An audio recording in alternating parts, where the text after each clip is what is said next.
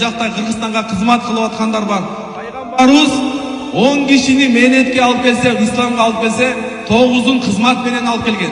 Хадия беріп алып келген, жақсылық беріп алып келген.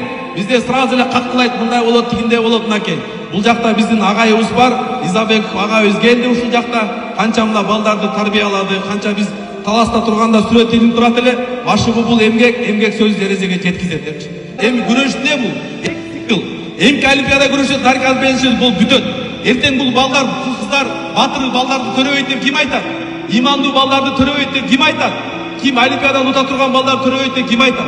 Канча деген кыздарыбыз жылаңаш жүрөт, канча деген кыздар меф деген болельщиктан чегип, арга жака жатып, ар кандай нерселерди ыпылаш иштерди кылгандар жүрөт. Ага караганда биздин кыздарыбыз имандуу, ага караганда биздин о барестерибиз отурганда, турганда булардын артынан канча өтүп келаткан жаштар бар. Ошолорго пример болот. Ошолорду тарбиялап өстүрүп аткан бул жакта агайыбыз бар. Агай келсеңиз, агайга Мактап устаздын колунан жазылган бир китеп бар эле. Алла насип этсе, устаз болсо ушу китепти агайга тапшырып кой. Кандай дейсиздер, а? Машалла деп коюңуздар канакей. Устаз өзү тапшырып койсун аке, машалла. Аллах Таала жашооңузга, өмүрүңүзгө береке берсин агай, машалла.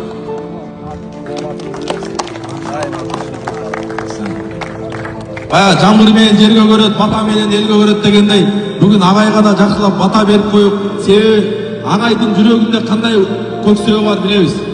Агайдын жүрөгүндө эмне бар экенин жакшы билебиз бая. Спортсмен түшүнөт. Биз да кичине болсо күрөшүп калганбыздан. Агайдын максаты, агайдын жүрөгүндө үй бүлөсүн таштап, бардыгын таштап күн түн жүргөн бир эле максаты бар. Алтын медаль алып Кыргызстандын тарыхында, Кыргызстандын желегин желбиретсем деген жүрөгүндө бир чоң максаты бар. Аллах Таала ушул ыйык күндөрдүн себебинен, ушул жамааттын себебинен Аллах Таала алгачкы олимпиадаларда, жакынкы олимпиадаларда алтын менен кайтканга Аллах Таала сизге насип этсин.